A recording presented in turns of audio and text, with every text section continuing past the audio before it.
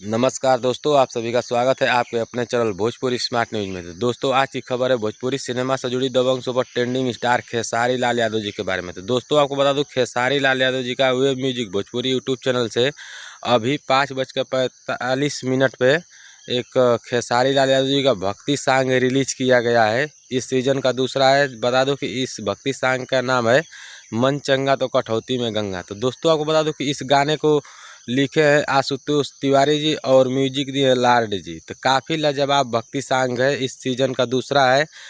अगर नहीं सुने तो आप लोग जाइए web music Bhojpuri YouTube channel पे सर्च करिए और गाने को सुनिए और दबा के शेयर करिए। और जानकारी पसंद आई है तो इस वीडियो को लाइक करिए और शेयर करिए। और चैनल पे पहली बार है तो चैनल को सब्सक्राइब करके बेल नोटिफिकेशन को ऑन कर लीजिए कि मेरी आने वाली अगली वीडियो आप तक सबसे पहले मिल सके। तो दोस्तों, आज के लिए इतना ही। मिलेंगे कोई अगली नई और वीडियो के साथ। तब तक के लिए देखते रहिए भोजपुरी स्मार्ट न्यूज। जय हिंद, जय भोजपुरी।